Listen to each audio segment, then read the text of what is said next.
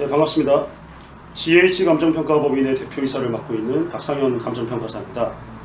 최근 부동산 시장 가격 상승과 부동산 보유 및 거래세율 강화에 따라서 소형 빌딩을 소유하신 분들이 조기에 상속을 하시거나 증여를 고민하시는 경우가 많아지면서 감정평가 견적을 받고자 상담하시는 케이스가 아주 많아졌습니다. 이번 영상에서는 흔히 꼬마 빌딩이라고 통칭하는 소형 빌딩의 상속이나 증여를 할 때 상속세 또는 증여세와 양도소득세의 절세 효과에 대해서 한번 생각해 보고자 합니다. 이미 많은 분들이 아시겠지만은 2019년도 12월 12일자로 상속세 및 증여세법 시행령이 개정되면서 재산평가심의위원회의 심의를 거쳐서 기존의 낮은 기준시가로 신고된 꼬마 빌딩이라도 시가로 인정된 감정평가액과의 현저히 차이가 나면은 증액된 감정평가 금액을 기준으로 상속세, 증여세를 다시 계산할 수 있도록 하는 제도를 도입하였습니다. 납세자가 신고기한 내에 기준시가로 신고를 하더라도 과세관청에서 외부 감정기관의 감정평가를 의뢰받아서 그 가액을 참고하여 상속세, 증여세를 다시 결정하겠다는 의미입니다. 상속 증여재산 가액의 신고 원칙은 시가입니다. 하지만 시가를 산정하기 어려운 경우에는 보충적 평가 방법인 기준시가도 인정을 했는데 꾸준히 공시가격 현실화가 진행되어 왔던 아파트나 빌라 등 주거용 부동산과는 달리 꼬마 빌딩과 같은 상업용 건물은 시가와 기준시가의 차이가 매우 큽니다.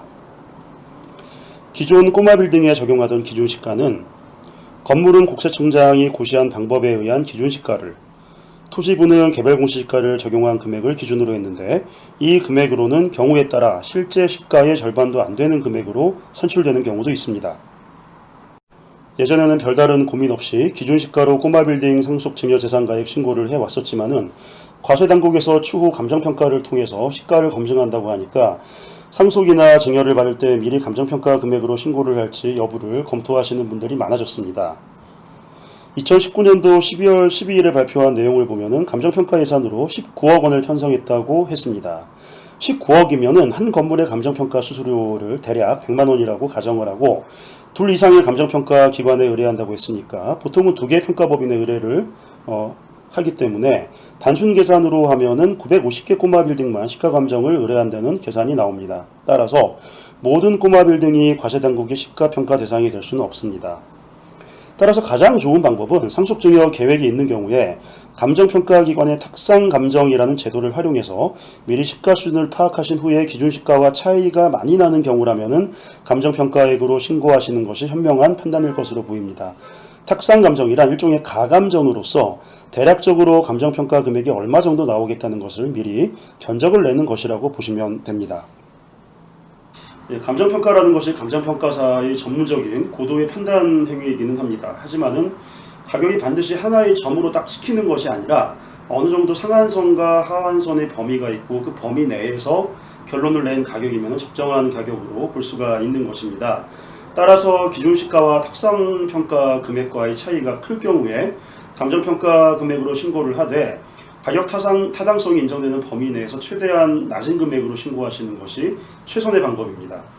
증여세나 상속세 모두 기본 공제되는 금액이 있기 때문에 감정평가 금액으로 신고한다고 해서 반드시 증여세가 또는 상속세가 많이 나오는 것이 아니고 나중에 양도를 하실 때 양도 차익을 크게 줄여줘서 최종적으로는 큰 절세 혜택을 보실 수도 있습니다.